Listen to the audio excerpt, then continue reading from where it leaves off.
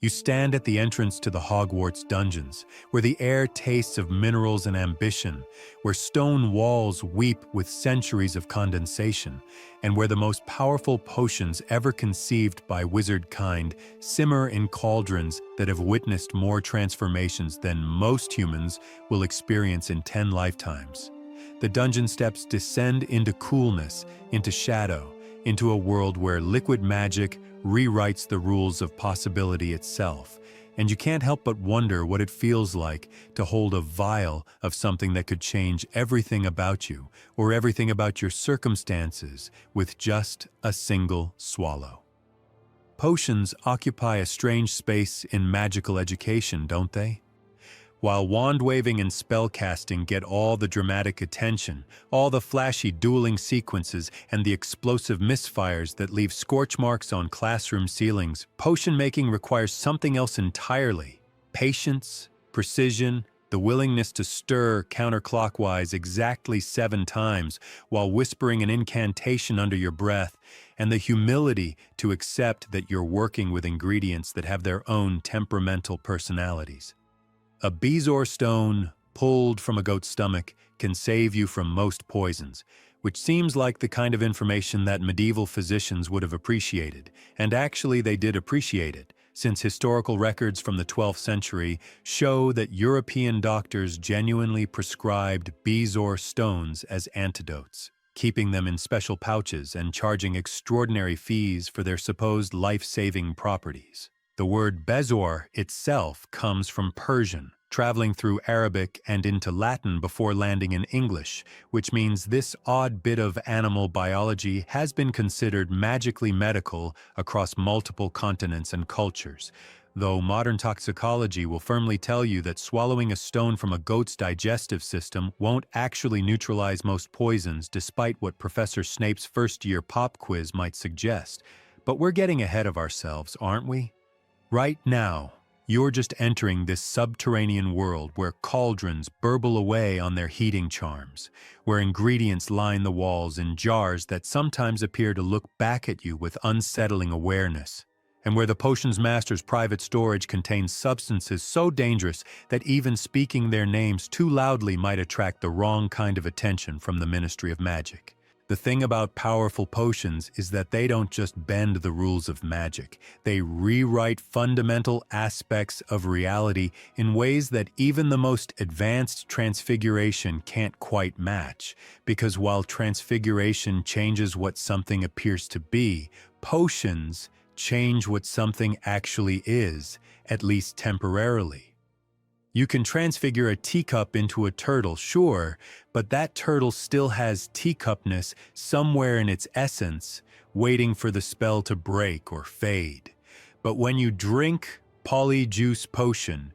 you don't just look like someone else. Your DNA literally restructures itself for the duration of the brew's effectiveness, which raises all sorts of philosophical questions about identity and essence that keep wizarding philosophers up at night debating over butterbeers. In the real world, alchemists spent centuries trying to create potions that would transform base metals into gold or grant eternal life. And while they never quite managed either feat, their obsessive experimentation laid the groundwork for modern chemistry, which is a bit like trying to bake a cake that grants immortality and accidentally inventing the periodic table instead, not what you were going for, but arguably more useful in the long run. The great alchemist Paracelsus, who lived in the 16th century, revolutionized medicine by insisting that chemicals and minerals could heal the human body, which was considered quite radical at a time when most physicians were still convinced that balancing your 4 humors was the path to health. And while Paracelsus was definitely wrong about some things, like the existence of gnomes living in the earth, His insistence on empirical testing and chemical medicine helped drag European medicine into something resembling scientific practice. You descend deeper into the dungeons, past classrooms where first years are nervously attempting to brew the cure for boils, which is arguably one of the least exciting potions in existence, but apparently represents an important foundation in potion-making technique. It's the magical equivalent of learning to make scrambled eggs before attempting a soufflé, except your scrambled eggs occasionally explode and cover your partner in painful pustules if you add the porcupine quills before taking the cauldron off the flame. The nervous energy in that beginner classroom is palpable, a mixture of excitement and terror that comes from working with substances that can literally melt through solid pewter if you measure wrong, and you remember that feeling, that sense that you're one mismeasured ingredient away from catastrophe, which honestly might be the most realistic thing about magical education, because real chemistry labs have that exact same energy. Down here in the deeper storage areas, past the student classrooms and into the private reserves, the truly legendary potions wait in their specialized containers, each one representing months or even years of brewing time, each one capable of effects that border on miraculous, even by magical standards. Some of these potions have been brewing since before your grandparents were born, tended by generations of potions masters who add ingredients at precisely the right lunar phases, who monitor temperatures with obsessive dedication, who treat their cauldrons like temperamental artists rather than cooking equipment. There's something almost absurd about the most powerful magic in the world, depending on whether you remembered to stir clockwise versus counterclockwise, whether you added lacewing flies before or after the full moon, whether your salamander blood was fresh or had been sitting on the shelf for 3 weeks too long. And yet that's exactly how potions work. They're simultaneously the most reliable and the most finicky branch of magic, capable of identical results every time if you follow the instructions exactly, but catastrophically unpredictable if you deviate even slightly from the established recipe. Scholars still debate whether potion making is actually magic or just highly advanced chemistry that happens to use magical ingredients, which is a bit like arguing whether a computer is doing math or just following instructions. Technically both, but the distinction matters to people who care about defining their terms precisely. The dungeons smell of things you can't quite identify, a mixture of sulfur and roses, of decay and vitality, of morning dew and ancient earth, and you realize that this olfactory confusion is probably intentional, that powerful potions create scent profiles that confuse muggle noses and wizarding noses alike, perhaps as a defense mechanism, perhaps as a side effect of containing ingredients that were never meant to share the same physical space. Some ingredients in these advanced potions seem almost mythological in origin. Unicorn tail hairs that shimmer with their own light, phoenix tears that never fully cool, powdered horn of a Romanian longhorn dragon that costs more per ounce than gold, and requires special import licenses from 3 different magical governments. In medieval bestiaries, creatures like unicorns and phoenixes appeared alongside griffins and basilisks, with the same matter-of-fact descriptions that modern field guides might use for identifying sparrows, suggesting that the line between magical and mundane wasn't always as clearly drawn as we might imagine, and some historians argue that the separation between the wizarding and muggle worlds only truly solidified around the 17th century, when the scientific revolution made it harder to pass off magic as just another form of natural philosophy. You notice that several cauldrons are marked with warning labels that glow faintly in the dim light, advisory notices that read things like, "Do not approach during full moon," or "Contents achieve sentience if disturbed," or the particularly unsettling "Last brewer disappeared presumed inside," which suggests that some potions don't just change the person who drinks them, but can also develop rather aggressive attitudes toward people who try to prepare them. The most powerful potions seem to exist in a category somewhere between tool and entity, between substance and consciousness, as if concentrated magic naturally evolves toward awareness when you gather enough of it in one place and keep it simmering long enough. This might sound like fantasy, but even non-magical chemistry recognizes that complex chemical systems can develop emergent properties that couldn't be predicted from their individual components. Mixing certain chemicals creates oscillating reactions that pulse with unexpected rhythms that seem almost alive in their organized complexity, though they probably won't develop opinions about who should drink them or attempt to escape from their containers.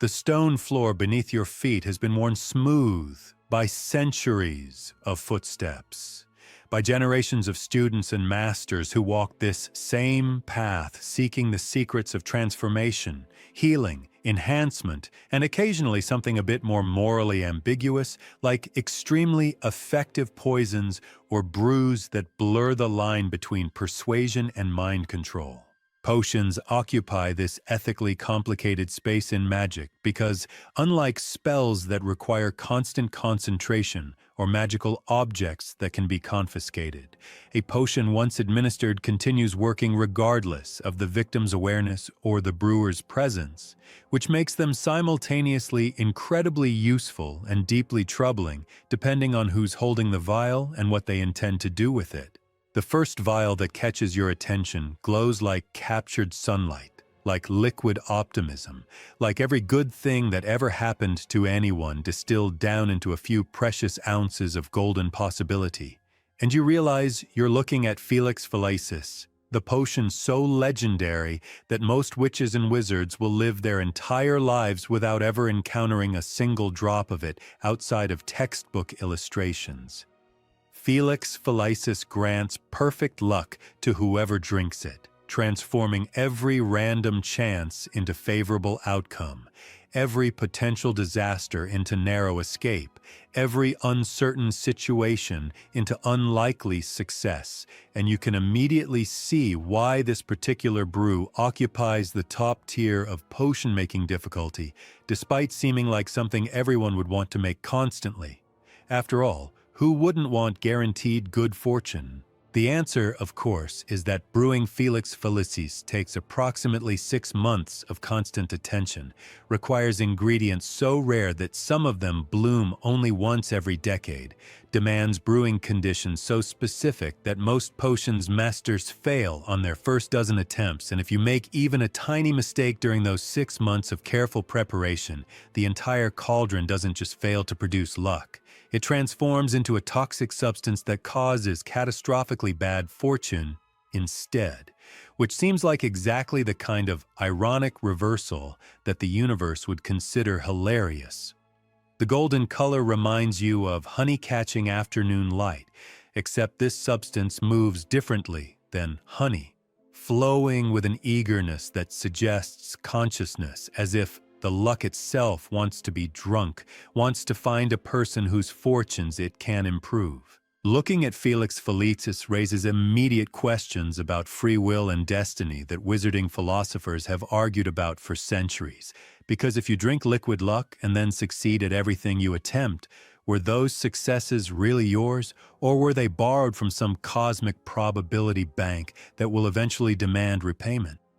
Some scholars argue that Felix Felicis doesn't actually change external events, but instead enhances your intuition to supernatural levels, causing you to unconsciously make perfect decisions and notice opportunities you would normally miss, which would mean that your success while on the potion is still technically your own achievement, just amplified. You're not lucky so much as temporarily incapable of making bad choices. Other researchers insist that the potion genuinely does alter probability fields around the drinker, bending reality itself to favor their outcomes, which raises even more disturbing questions about whether luck is a finite resource that you're stealing from other people's probability pools, making them correspondingly unluckier while you're correspondingly luckier, creating a zero-sum game of fortune.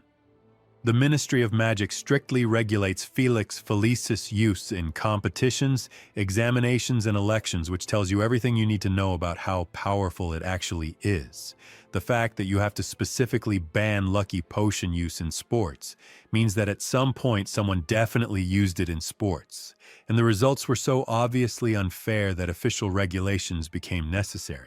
You can imagine the Quidditch match where every bludger somehow missed one seeker, while every snitch practically flew into their hand, where every goal attempt swished through the hoops while the opposing team's brooms developed mysterious technical difficulties, where coincidence piled upon coincidence until even the most oblivious spectator realized something unnatural was affecting the game's outcome. Historical records show that in 1447, a wizard named Felix Felicis, yes, really, which is either a suspicious coincidence or exactly the kind of nominative determinism that seems to operate in the wizarding world, first successfully brewed the potion and promptly used it to win a series of bets that made him wealthy enough to retire, though interestingly, he never brewed it again afterward, leading to speculation that the experience of perfect luck was either terrifying, addictive, or revealed something about the nature of chance that made him prefer natural probability. The recipe supposedly came to him in a dream, which is exactly the kind of mystical origin story that makes skeptical historians suspicious, though other potions masters point out that some of the most important magical breakthroughs throughout history have emerged from dreams, visions, or accidents involving exploding cauldrons, so perhaps the unconscious mind really does have better access to magical truths than conscious reasoning. In the non-magical world, probability theory wasn't really formalized until the 17th century when mathematicians like Pascal and Fermat started analyzing games of chance, attempting to calculate the likelihood of various outcomes in dice games and card games. Which means that for most of human history, people understood luck as something mystical rather than mathematical, as a force that could potentially be influenced through ritual, prayer, or apparently in the wizarding world through 6 months of obsessive potion brewing. The vial containing the Felix Felicis sits in a specially warded case that prevents unauthorized access, surrounded by detection charms that would immediately alert authorities if anyone tried to steal it. Which seems like overkill until you remember that this single vial could theoretically allow someone to successfully rob Gringotts, assassinate a minister of magic, or win every hand of exploding snap they play for 12 hours straight. Outcomes that range from catastrophic to merely annoying, but all of which represent reality bending in ways it wasn't meant to bend. The potion has this interesting quality where it apparently tastes different to each person who drinks it, with some describing it as the best thing they've ever tasted, while others report a flavor like liquid ambition or bottled success. Which sounds pretentious, but apparently accurately captures the sensation of drinking something that isn't quite meant to exist in physical form. Side effects of Felix Felicis include recklessness, dangerous overconfidence, and a giddy sense of invulnerability that causes users to attempt things they would normally never risk, which makes perfect sense because if you genuinely know that luck is on your side, why wouldn't you try asking out that person who's way out of your league, or submitting your novel to that prestigious publisher, or challenging that bully to a wizard's duel? The problem, of course, is that the potion eventually wears off, usually after about 12 hours depending on how much you drank and your body weight, and when it does wear off, you're stuck dealing with all the overconfident commitments you made while under the influence. Which probably explains why some wizards describe the post-Felix Felicis crash as one of the most depressing experiences in magic, going from a state where everything works perfectly to normal life, where you have to actually try and sometimes fail, must feel like falling from a mountain peak straight into a muddy ditch. You wonder what would happen if someone drank Felix Felicis every single day, just maintaining permanent good luck forever, and the answer, according to potions theory, is that prolonged use causes increasingly severe side effects, including toxic megalomania, complete detachment from reality, and eventually something the textbooks vaguely describe as probability sickness, which sounds both ominous and deliberately undefined. Probably because the researchers who studied long-term Felix felicis use encountered effects so strange that they couldn't quite capture them in clinical terminology. There's also the practical problem that drinking Felix felicis every day would require brewing it constantly, which would mean you'd spend 6 months brewing every single dose, which would mean you'd need multiple cauldrons going simultaneously, which would mean your entire life would become nothing but potion preparation, which rather defeats the purpose of trying to be lucky. What's the point of perfect fortune if you're spending all your time in a dungeon stirring cauldrons? Some wizarding economists have calculated that if Felix felicis could be mass-produced, it would instantly destroy the entire economic system because everyone would be lucky simultaneously, which would either cancel out everyone's luck or create a reality where the luckiest outcome for everyone somehow coexists, which is mathematically impossible and would probably tear a hole in the fabric of causality itself. The golden liquid catches the dungeon light and throws it back brighter, creating a small glow around its container, and you realize that even sitting still in its vial, the potion seems to generate its own favorable circumstances. Dust somehow never settles on its case. The temperature around it stays perfectly stable despite dungeon fluctuations, and even the shadows seem reluctant to fall across its golden surface, as if darkness itself recognizes that trying to dim Felix felicis would be unlucky and decides to give it a wide berth instead. 3 steps away from liquid luck, you encounter its philosophical opposite, a potion so clear and colorless that you could mistake it for water, except that water has never extracted secrets from the most guarded minds in wizarding history, has never forced ministers of magic to confess their scandals, has never turned accomplished liars into babbling fountains of uncomfortable truth. Veritaserum sits in a vial no larger than your thumb, innocent-looking, perfectly transparent, and capable of unraveling centuries of carefully maintained deceptions with just 3 drops administered to an unsuspecting tongue. The name itself comes from Latin, veritas, meaning truth, which is straightforward enough, though the serum part adds a medical quality that makes the whole thing sound clinical rather than invasive, as if forcing someone to reveal their deepest secrets is a therapeutic procedure rather than a profound violation of mental autonomy. You stare at this tiny container that represents totalitarian regime's dream substance, the ultimate interrogation tool, the end of all successful lying, and you wonder how the wizarding world hasn't descended into complete paranoid chaos given that this potion exists and works perfectly every single time when administered correctly.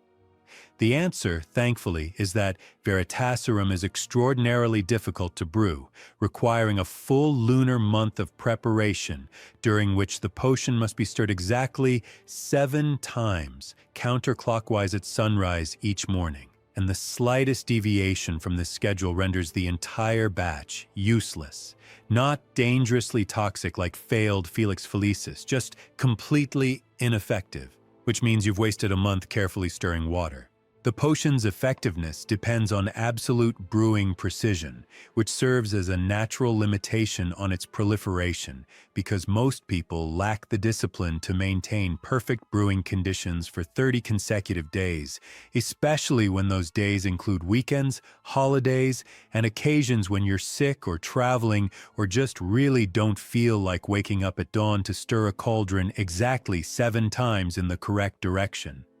Historical records indicate that Veritaserum has existed in various forms since at least the 15th century, with Italian potions masters creating early versions that caused uncontrollable honesty for brief periods, though these primitive truth serums apparently also caused side effects like temporary blindness or the irresistible urge to speak in rhyming couplets, which somewhat diminished their usefulness in serious interrogations. It's hard to take a confession seriously when it's delivered in limerick form. The modern version of Veritaserum was perfected in the 18th century by a witch named Hesper Gamp, who also established several fundamental laws of magical theory and apparently spent her spare time creating substances that undermine the very concept of privacy. Though to be fair, Gamp argued that Veritaserum could prevent false convictions by ensuring that only guilty parties confessed, which assumes that the wizarding legal system uses it ethically rather than simply on anyone they find vaguely suspicious. In the real world, various governments and intelligence agencies spent decades during the Cold War experimenting with supposed truth serums like sodium pentothal and other barbiturates, hoping to create a reliable method for extracting information from spies and captured agents. But the results were disappointing. Subjects under the influence of these drugs became more talkative, but not necessarily more truthful, often confabulating elaborate false memories or simply rambling incoherently, which is roughly the equivalent of trying to invent Felix Felicis and ending up with a beverage that makes you feel lucky while everything still goes wrong. The fundamental problem with non-magical truth serums is that they can lower inhibitions and make people more willing to talk, but they can't actually compel truthfulness because lying isn't just a conscious decision. It's a complex cognitive process involving memory, intention, and perception, and suppressing someone's inhibitions doesn't necessarily give them access to objective truth, just to whatever they believe or want to say in their disinhibited state.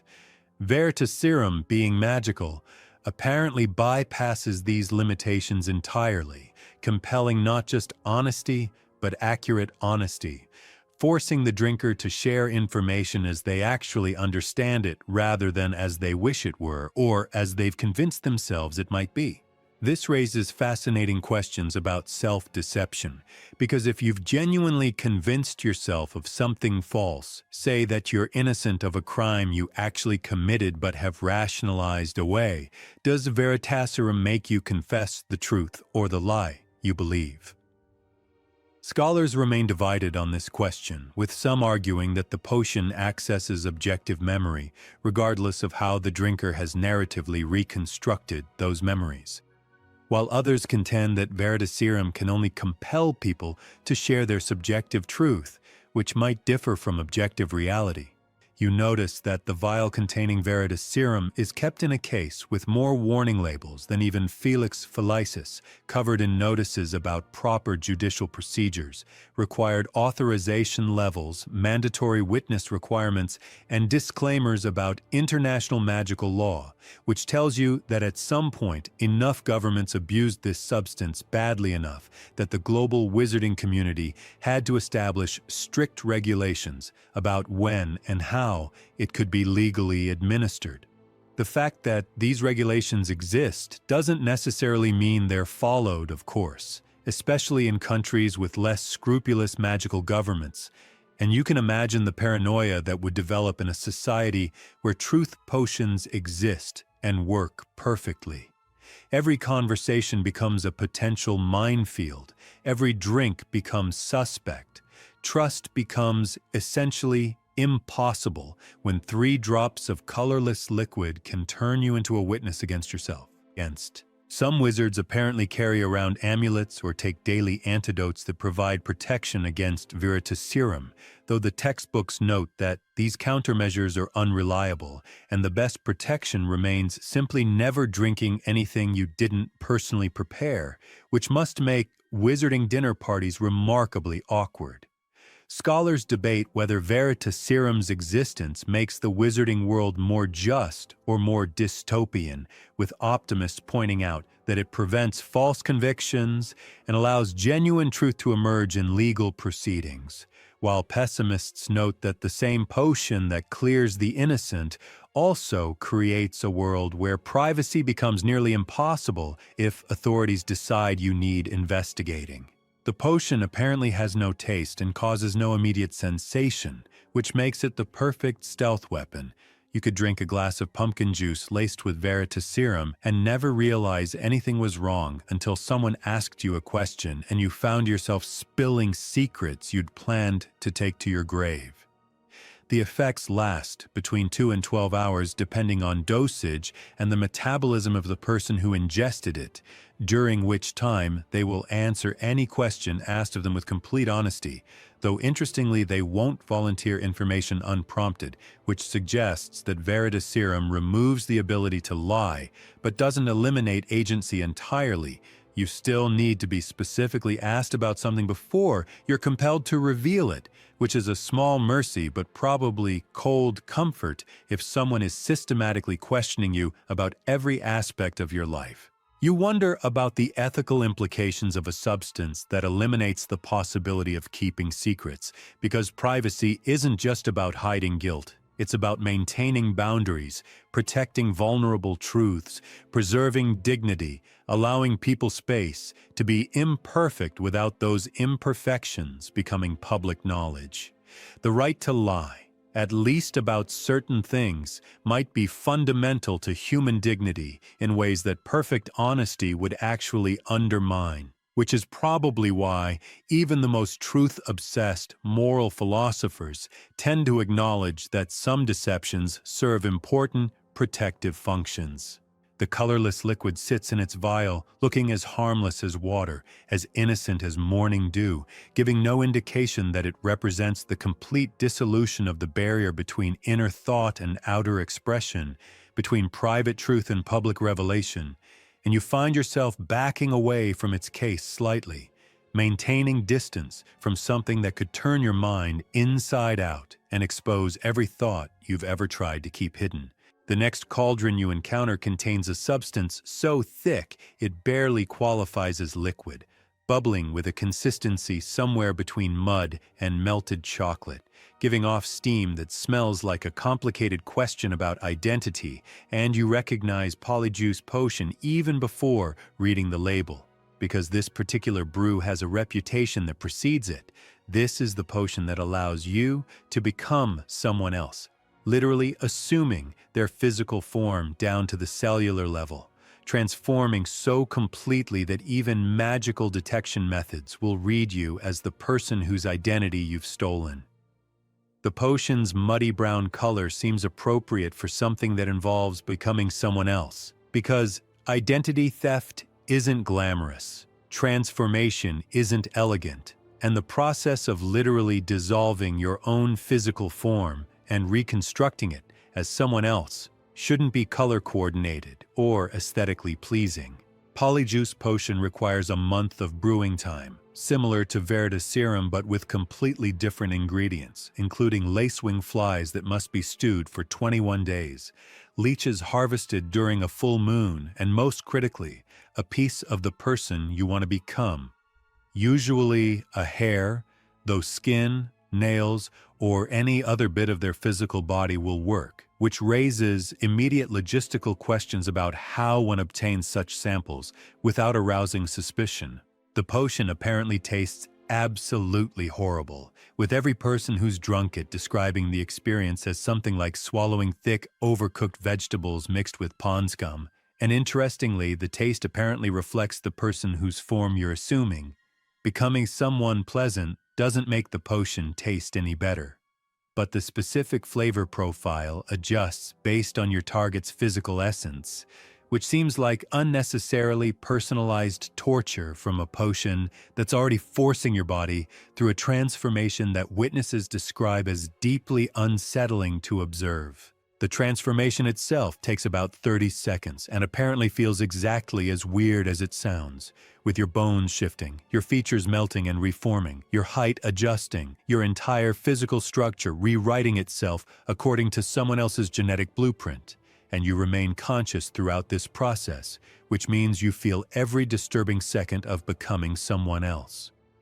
Multiple historical accounts of Polyjuice Potion use mention that the psychological experience of inhabiting someone else's body can be profoundly disorienting, especially if their body is significantly different from your natural form. Apparently, becoming someone much taller or much shorter requires an adjustment period, where your proprioception is completely wrong, where you keep misjudging distances and bumping into things because your brain still thinks you're your original size. There's also the disturbing question of whether you gain any of the target person's memories or personality traits, and the answer, according to extensive research, is no. You remain completely yourself mentally, while only your physical form changes. Though some users report feeling strange echoes or intuitions while in another person's body, possibly because physical form and consciousness aren't as separate as we like to imagine.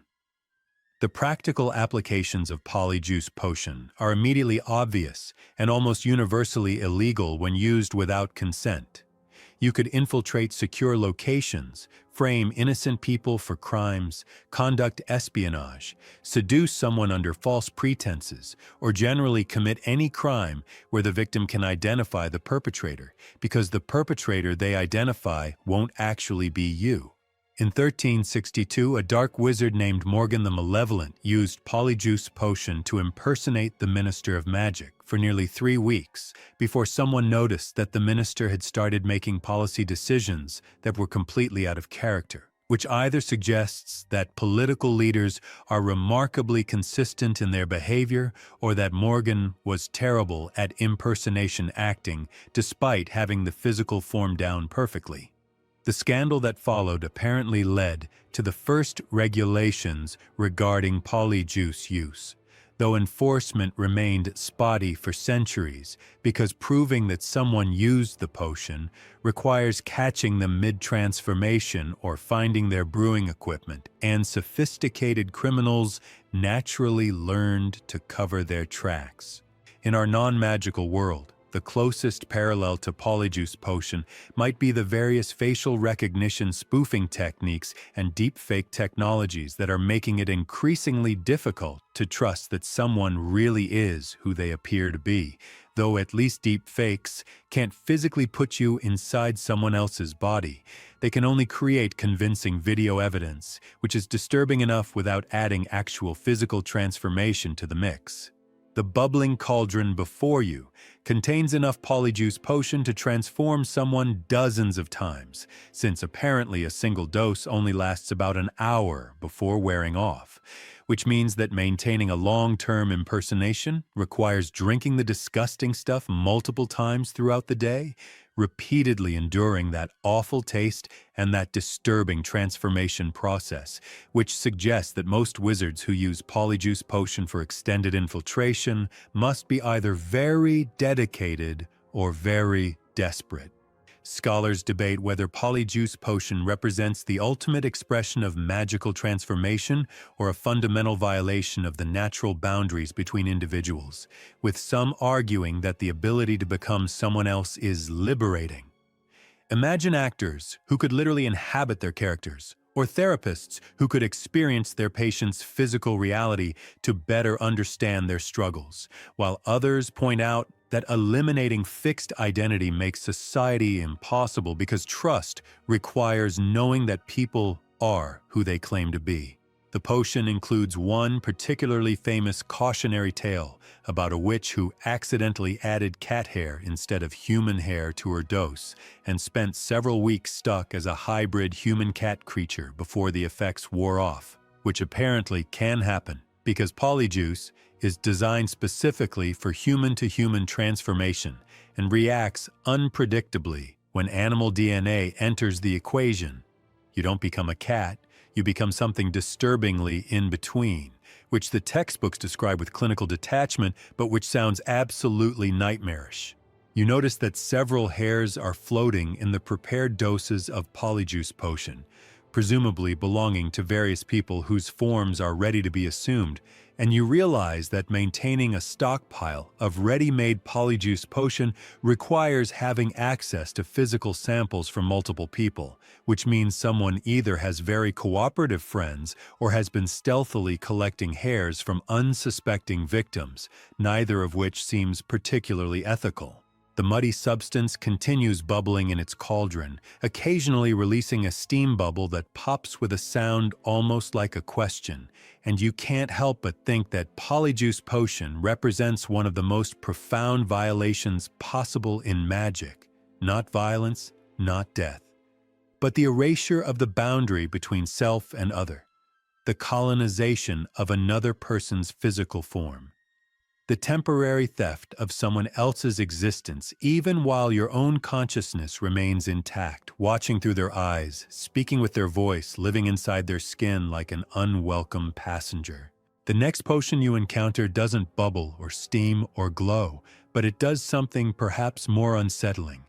It produces mother-of-pearl sheen and spiral steam that rises in delicate spirals, carrying a scent that changes depending on who's smelling it, which is your first clue that you're looking at Amortentia, the most powerful love potion ever created, a substance so dangerous that merely brewing it requires special ministry approval, and possessing it without legitimate research purposes carries a prison sentence. You lean closer despite yourself and detect something that smells like fresh parchment, thunderstorms, and that specific variety of old books that have been sitting in wooden libraries for centuries, absorbing wisdom and dust in equal measure, which apparently reveals something about your own attractions that you weren't consciously aware of until this moment. Because Amortentia doesn't just smell pleasant, it smells like whatever each individual person finds most appealing, which means the witch standing next to you might smell something completely different,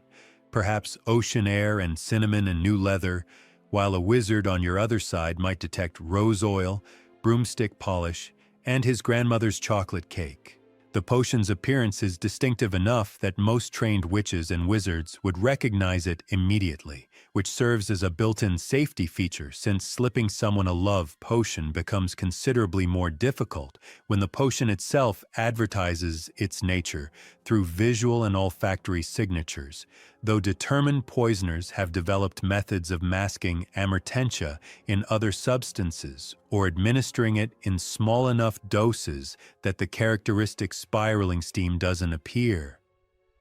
The fundamental problem with Amortentia is that it doesn't create real love, cannot create real love, will never create real love no matter how perfectly it's brewed. Because love requires choice, and Amortentia eliminates choice, replacing genuine affection with obsessive infatuation that the victim experiences as all-consuming attraction, but which outside observers can usually identify as obviously artificial. People under the influence of powerful love potions reportedly become focused on their beloved to the point of losing interest in food, sleep, friends, hobbies, and basically every other aspect of existence, which sounds romantic in poetry but looks deeply disturbing in reality. Imagine someone who literally cannot think about anything except you, whose every waking moment involves calculating how to be near you, whose personality has been effectively overwritten by chemically induced obsession. The effects of Amortentia vary depending on dosage and the strength of the brew, with weak love potions causing temporary infatuation that fades after a few hours, while properly brewed Amortentia can create obsession that lasts for months or even years if regularly administered, though the victim will eventually return to their normal state if the doses stop, suggesting that even magical love requires maintenance to sustain itself, which is perhaps a metaphor for something, though you're not sure what.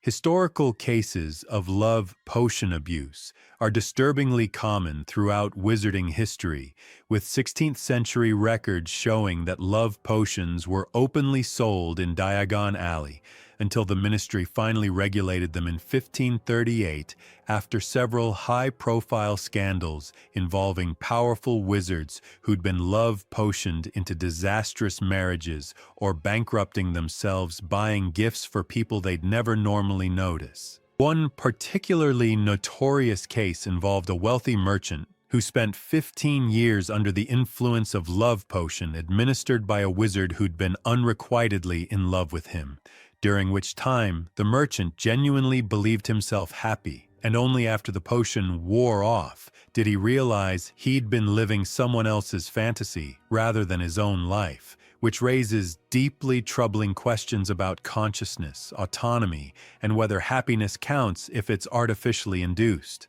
In the non-magical world, The concept of love potions appears in countless cultures' folklore and mythology, with ancient Greeks describing the goddess Aphrodite providing love-inducing magic, medieval Europeans trading recipes for love charms and attraction spells, basically every culture on Earth developing some version of the idea that love could be created or forced through supernatural means, which suggests something universal about human anxiety regarding affection.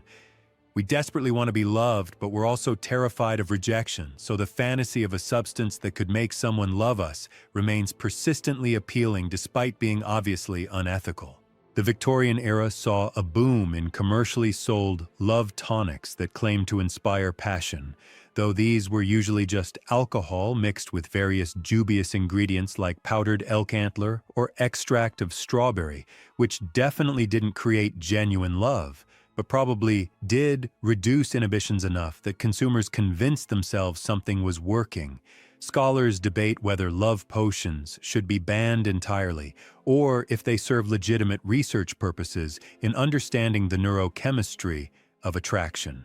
With some potions, masters arguing that studying amortentia could lead to treatments for various attachment disorders, while others counter that you cannot ethically study a substance whose primary function is removing someone's consent. The spiral steam rising from amortentia twists into shapes that almost look intentional, forming what might be hearts or might be question marks or might be nothing at all except steam following fluid dynamics. And you realize you've been staring at this potion for several minutes, which might mean you're attracted to it or might mean you're appropriately horrified by what it represents. The mother-of-pearl sheen shifts colors as you move around the cauldron, displaying pink, then gold, then silver, then colors that don't quite have names, and apparently this color-shifting property intensifies the more powerfully the potion is brewed, with master-level amortentia displaying colors that shouldn't exist in normal light. Colors that seem to bypass your eyes and speak directly to whatever part of your brain processes beauty and desire. You notice that the storage area containing amortentia is kept behind additional wards beyond even those protecting Veritaserum, which makes sense because while Truth Serum violates mental privacy, Love Potion violates something arguably more fundamental: the right to choose who you love, the autonomy of your own affections, the freedom to feel or not feel attraction without external chemical override.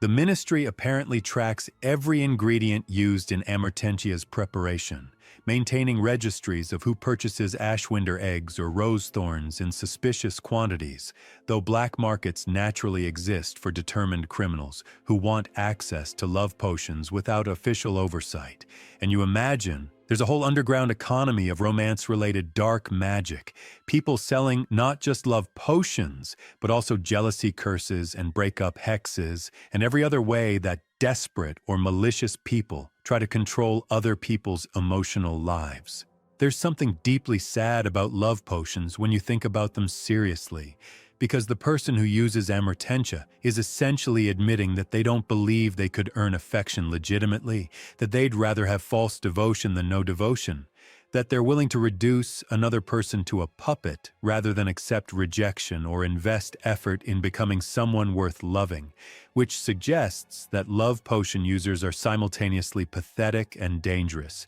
pitiable and monstrous.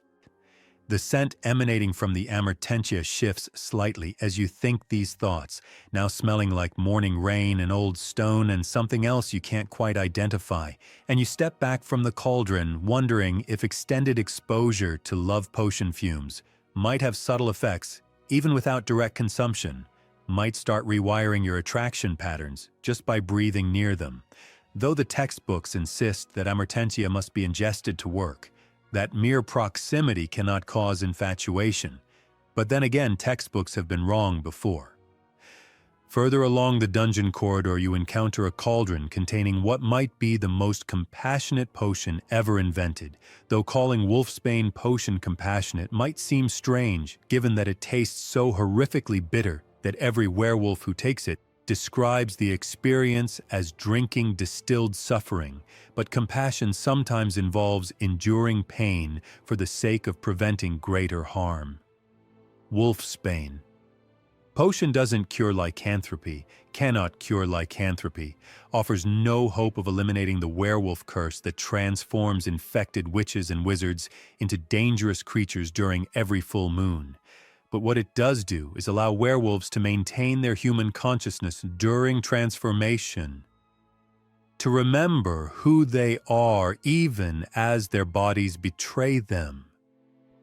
to ride out the full moon as thinking beings rather than mindless predators. The potion is smoking faintly, and the smoke has an acrid quality that makes your eyes water even from several feet away, which gives you some idea of what it must taste like when consumed. And apparently the bitterness isn't just unpleasant, it's so intense that some werewolves vomit immediately after drinking it and must force down a second dose, turning the already traumatic experience of impending transformation into a test of willpower as well. Wolfsbane potion was invented relatively recently in 1981 by a potions master named Damocles Belby, who apparently spent decades researching lycanthropy, motivated by a family member who'd been bitten and struggled through transformations that left everyone around them traumatized. And Belby's breakthrough came from understanding that werewolf transformation involves a specific corruption of the consciousness during the change,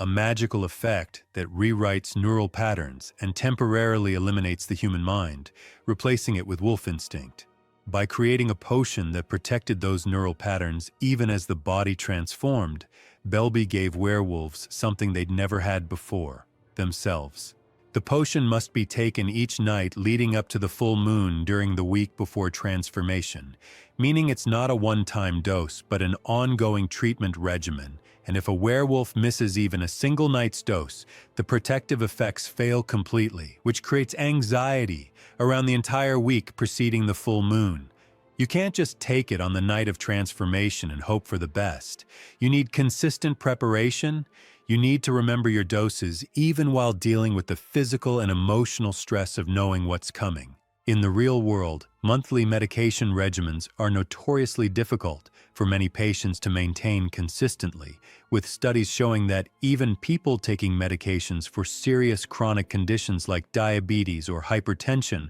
often miss doses or stop treatment entirely. So asking werewolves to maintain perfect adherence to a horrifically bitter potion every month for their entire lives represents a significant practical challenge beyond just the potion's taste. The invention of Wolfsbane potion didn't entirely solve werewolf discrimination in wizarding society, because bigots who were looking for reasons to fear or exclude werewolves simply shifted their arguments rather than changing their minds. Now, instead of saying, "Werewolves are dangerous monsters,"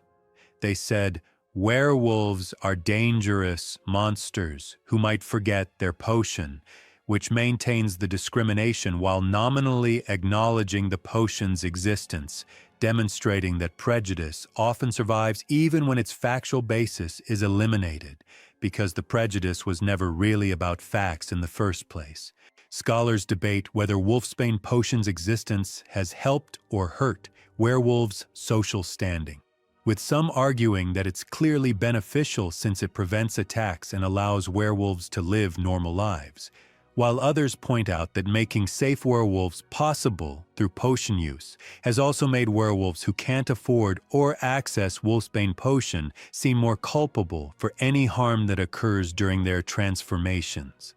Before Wolfsbane existed, society viewed werewolf attacks as tragic, unavoidable consequences of a curse, but now attacks are sometimes treated as evidence of negligence or even intent, as if werewolves are choosing not to be safe. The potion's ingredients are expensive and difficult to source, requiring aconite picked during specific lunar phases, several rare plants that only grow in mountainous regions, and a brewing process so complex that most apothecaries won't attempt to make it, which means access to Wolfsbane potion often depends on having either significant wealth or connections to skilled potions masters willing to brew it for you.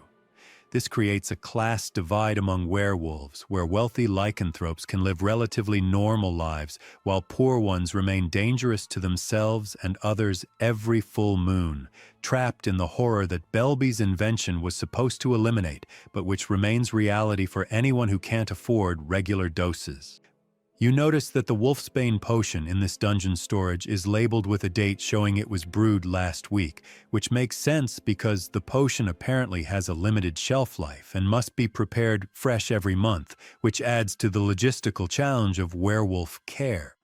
You can't just brew a year's supply and store it, you need ongoing access to a potions master who'll make it regularly. You need a relationship with someone who has both the skill and the ingredients and the willingness to help you month after month. Historical records show that before Wolfsbane potion existed, werewolves would often chain themselves in basements or cells during full moons, trying to protect others from their transformed selves, spending the night in terrified isolation as their minds dissolved into animal consciousness and their bodies strained against whatever restraints they'd prepared. And you can barely imagine the psychological trauma of knowing that once a month you'll cease to exist as yourself, that your body will continue moving and acting, but you'll be gone, replaced by something that wears your form but lacks your humanity.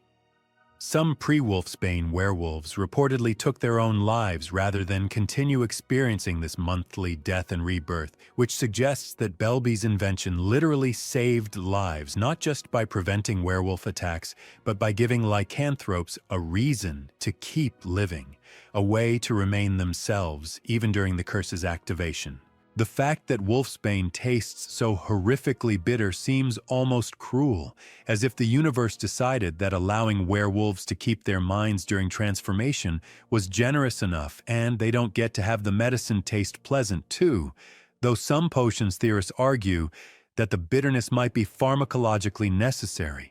that the same properties that protect neural patterns during transformation also happen to stimulate taste receptors in ways that human palates experience as almost unbearably unpleasant. You wonder whether anyone has tried to develop a better-tasting version of Wolfsbane, or a version that could be taken less frequently, and according to current research, several potions masters are working on improvements. But progress is slow because lycanthropy involves such complex magic that even understanding why the current potion works requires expertise that few people possess. And experimenting with the formula risks creating something that doesn't work at all, which would leave test subjects vulnerable during transformation.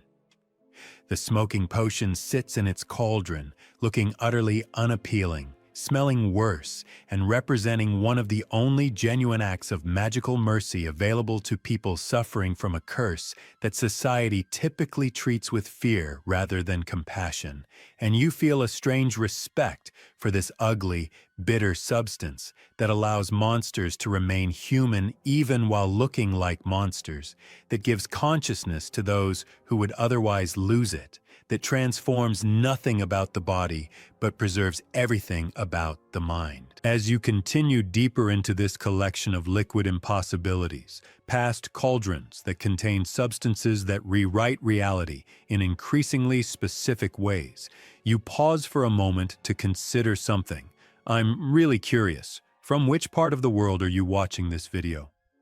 Write your country in the comments. Let's see how far this little story has traveled. Because stories about magic have this fascinating way of crossing borders and cultures, adapting themselves to local traditions while maintaining certain universal themes. And Harry Potter specifically has become one of those rare cultural touchstones that people in dozens of countries recognize despite the very British sensibility of the original books. But speaking of travel, you're now standing in front of a cauldron containing the Draught of Living Death, which might be the most poetically named potion in existence, a name that perfectly captures what the substance does. It puts the drinker into a sleep so deep and death-like that observers cannot tell whether the person is alive or dead without magical examination. And apparently even magical examination sometimes fails because the sleep is so profound that it suppresses almost all vital signs below detectable thresholds.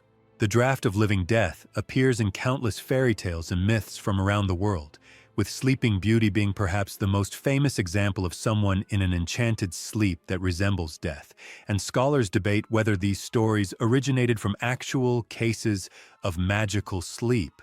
or whether the draught of living death was invented later by potions masters who were inspired by the folklore, creating a classic chicken and egg situation where reality and story become impossible to separate.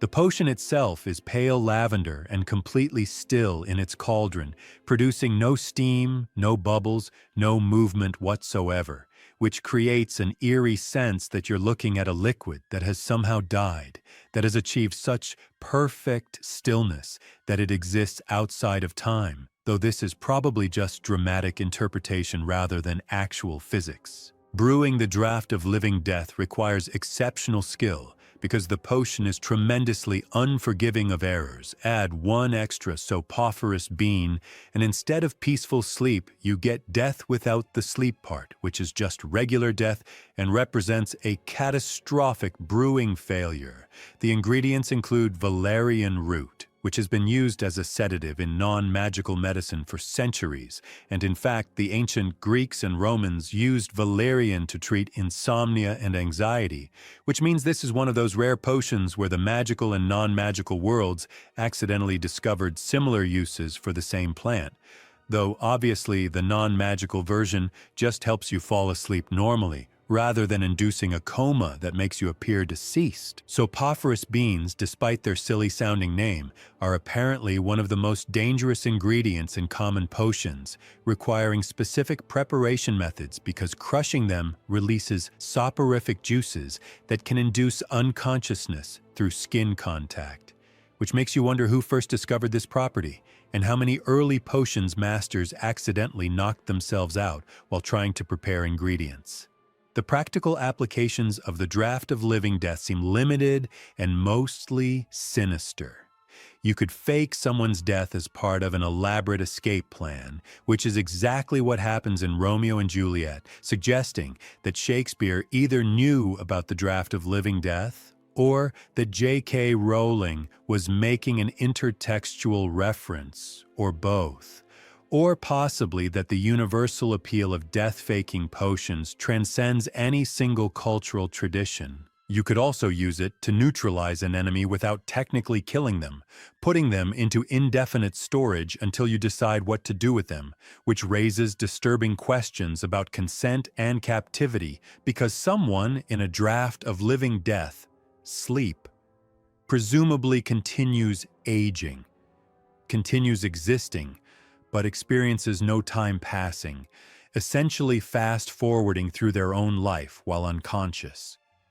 Historical accounts mention several wizards who took the draught of living death voluntarily, hoping to sleep through dangerous periods like wizarding wars or plague outbreaks, planning to be awakened when conditions improved. Though in at least one famous case, the wizard's friends all died before they could administer the antidote, and the sleeper remained unconscious for 3 centuries before being accidentally revived by an apprentice potions master who'd been cleaning out an old laboratory and found what they assumed was a corpse. Imagine waking up after 300 years, emerging from dreamless sleep into a world where everyone you knew is dead, where language has evolved, where magical society has completely transformed, where you're a relic from a vanished era, with no context for anything happening around you. It would be almost worse than actual death, because at least death is permanent and doesn't require you to cope with everything you've lost. The antidote to draught of living death involves a carefully measured mixture of wiggentree bark and several other ingredients,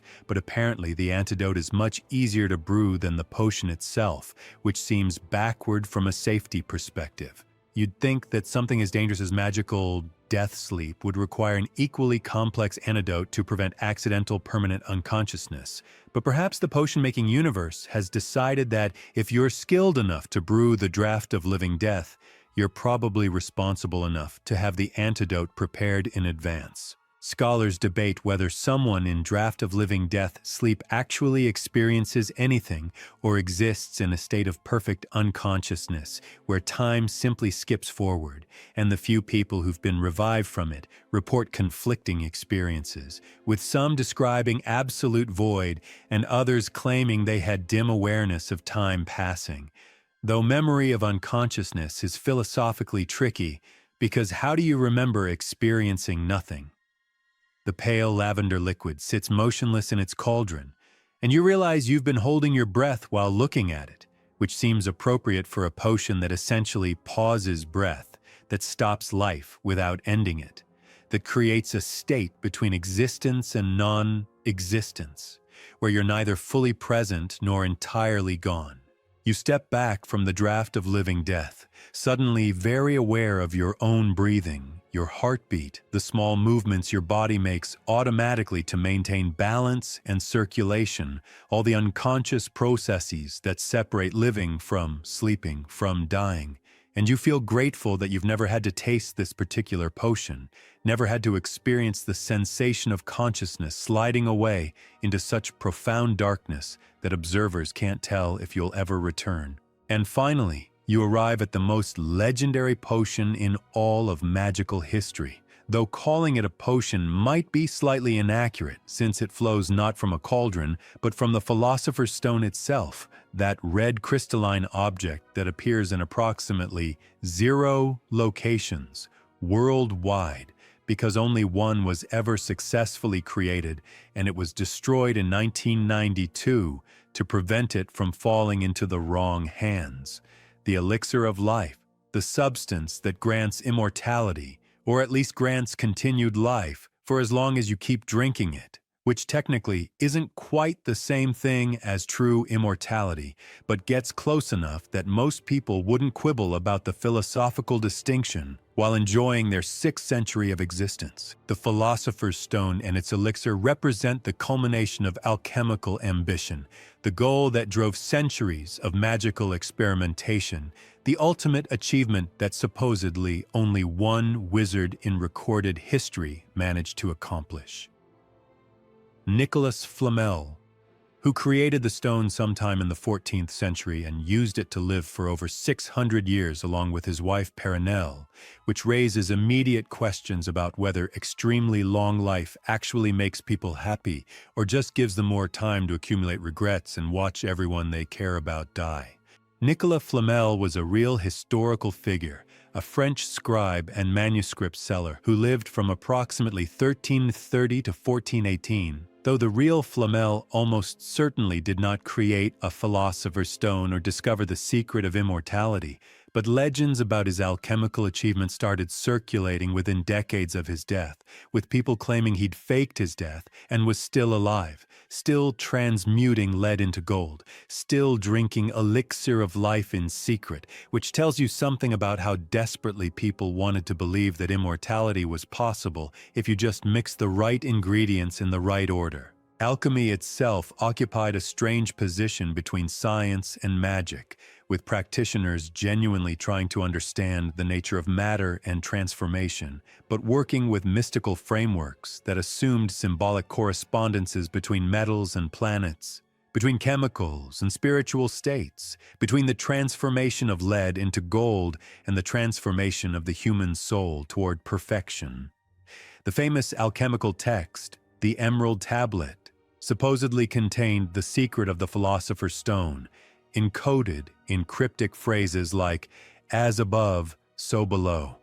which could mean absolutely anything or nothing depending on interpretation. And alchemists spent fortunes and lifetimes trying to decode these mysteries, conducting experiments that accidentally laid the groundwork for real chemistry, even while chasing impossible goals. You stand in front of the empty pedestal where the Philosopher's Stone once rested, protected by enchantments and puzzles and trials that couldn't prevent an 11-year-old with determination from reaching it, which is either a comment on the power of courage and love or evidence that magical security measures need serious improvement, and you imagine what the elixir must have looked like as it flowed from the stone, whether it appeared as normal liquid or something more magical, whether it tasted pleasant or bitter, whether immortality came with immediate physical sensation or slowly, gradually restructured your biology over repeated doses. The decision to destroy the Philosopher's Stone seems both noble and tragic. Noble because it prevented Lord Voldemort from achieving immortality through stolen elixir, but tragic because it also ended the only proven path to extended life, condemning Nicholas and Perenelle Flamel to mortality after 6 centuries of existence, which must have been a profound and strange experience. Imagine finally accepting death after successfully avoiding it for so long. Imagine the mindset shift required to go from "I will live forever" to "I will die relatively soon" after spending multiple human lifetimes in the former category. Some scholars argue that the Flamels were ready to die, that 600 years was enough, that they'd seen enough, experienced enough, and were tired of watching generations be born and die while they remained. But other commentators point out that we have no actual evidence about how the Flamels felt about their impending mortality, that perhaps they destroyed the stone reluctantly, sacrificing their immortality for the greater good while privately wishing they didn't have to, which would make their choice even more heroic because true sacrifice requires giving up something you actually want rather than something you were tired of anyway. The elixir of life raises profound philosophical questions about whether immortality would actually be desirable, because while people generally want to live longer, indefinite life might be psychologically impossible. Human minds aren't designed to process centuries of experience, to maintain consistent identity across vastly different eras, to cope with the repeated grief of losing everyone you love while you continue existing.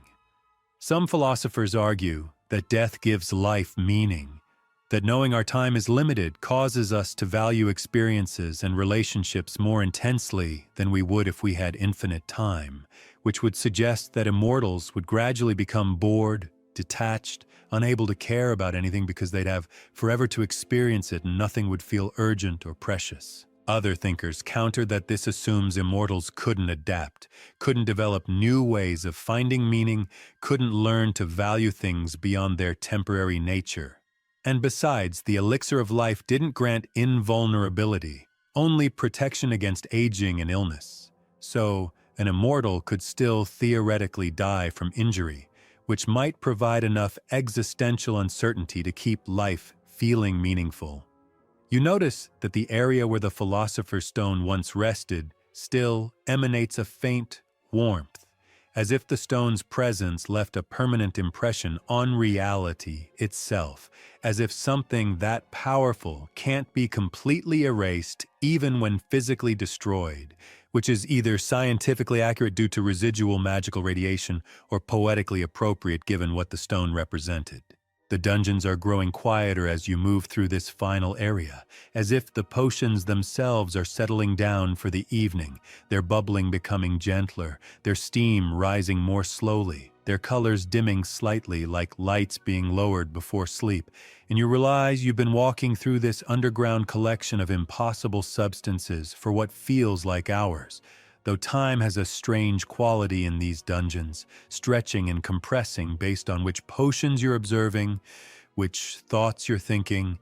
which questions you're contemplating about transformation and truth and love and death and immortality. The cool stone beneath your feet has absorbed centuries of footsteps from students and masters who came seeking the secrets of magical brewing, who stood where you're standing now, who looked at these same potions or their predecessors and wondered about the nature of magic, about the ethics of transformation, about the responsibility that comes with holding substances that can rewrite fundamental aspects of human experience.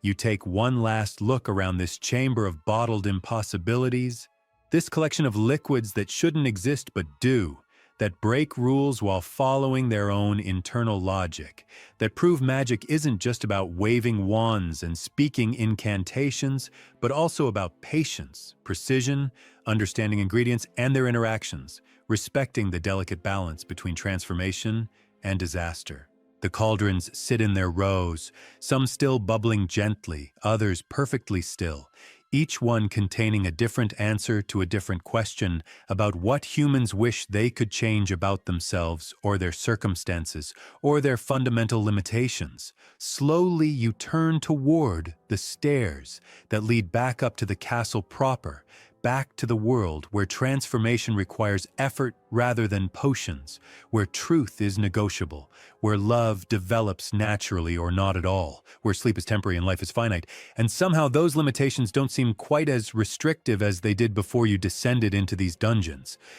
Because maybe the point isn't to overcome every limitation, but to understand what makes us human in the first place. Your footsteps echo softly on the stone stairs as you climb, leaving the potions behind in their cool darkness, leaving their power and danger and promise waiting for the next person curious enough to wonder what liquid magic tastes like, what transformation feels like, what it means to hold in your hands a vial of something that could change everything. The dungeon door closes behind you with a soft sound like a contented sigh, like the building itself is settling into sleep. And through the castle windows you can see that night has fully fallen, that stars are appearing one by one in the darkness above Hogwarts, each one a small light in the vast dark, each one steady in its place, and you realize you're tired now, pleasantly tired from all this exploration and thinking, from contemplating impossible potions and their implications,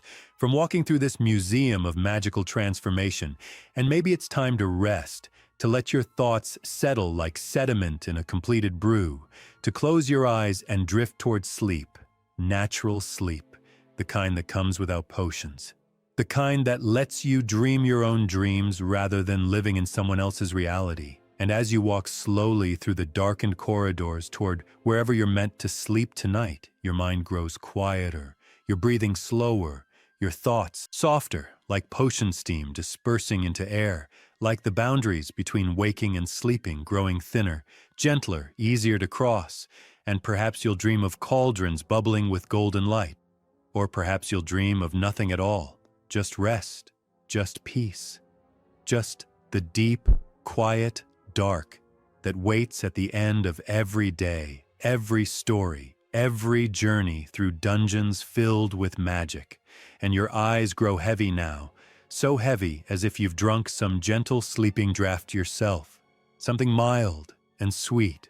nothing dramatic, just enough to ease you into rest, into sleep, into the soft darkness where stories end and dreams begin.